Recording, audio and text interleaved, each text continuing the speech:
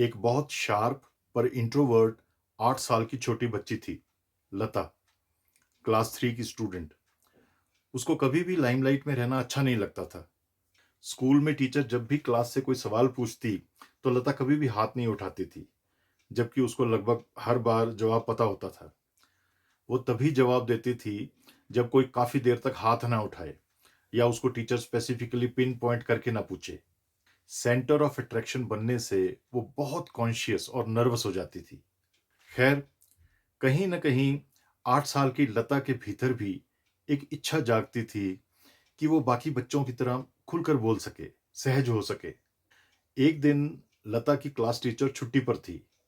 बगल की class teacher ने उस क्लास के मॉनिटर को लता की क्लास में भेजा कि जाओ उन सब बच्चों का नाम नोट करके लाओ जो आपस में बातें कर रहे हैं। पता नहीं कौन-सा क्राइम था वो। वो मॉनिटर लता की क्लास में आया, उसने 4-5 बच्चों का नाम नोट कर लिया। तभी लता के बाल मन में न जाने क्या आया, उसने सोचा कि देखा जाए कि लिस्ट में नाम होने से होता क्या है।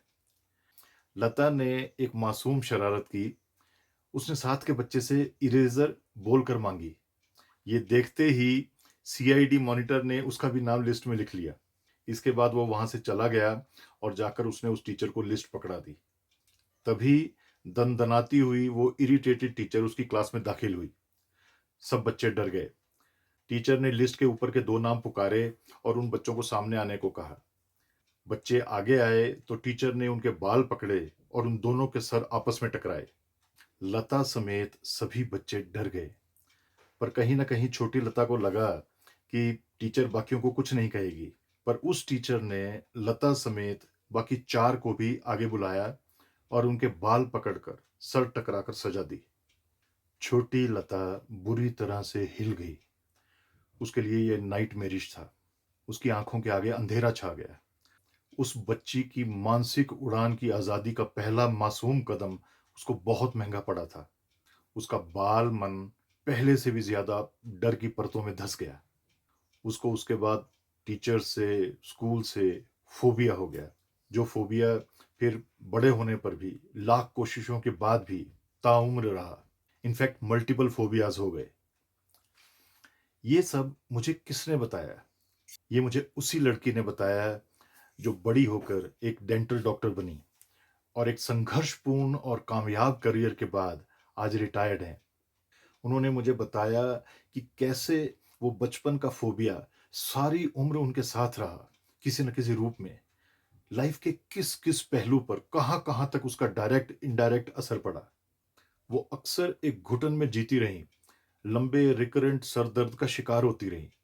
और तो और डेंटल कॉलेज में भी जवाब पता होने के बावजूद भी वो कभी नहीं बोली, बस अपना काम करती गईं। मैंने ऐसे अनगिनत केसेस देखे हैं जिसमें लोगों ने बचपन टेरर में गुजारा। बड़ों को सवाल पसंद ना हो तो चांटा, जवाब पसंद ना आए तो चांटा, मन की बात कहे या करे बच्चा तो चांटा।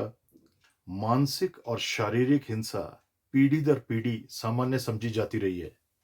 यही कारण है जब बड़ा होकर घर में और समाज में ये इनटॉलरेबल और हिंसात्मक प्रवृत्तियां जारी रहती हैं।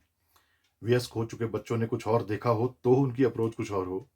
सोचने समझने का प्यार, साहस कैसे जागे? 20 साल बाद के समाज की तस्वीर अगर आप देखना चाहते हैं, तो आज के बच्चों के हालातों को देखें। उनके स्तर पर उनकी कोमल साइकोलॉजी को समझें। एक पूरी पीढ़ी को हम पहले खराब कर देते हैं और फिर जब होश आता है तो उसको पैचवर्क से ठीक करने में लग जाते हैं। तब तक वो पीढ़ी अगली पीढ़ी को खराब कर चुकी होती है। आपके साथ जो भी हुआ हो, इस चेन को तोड़ें। Think about it. Thank you so much for your time. God bless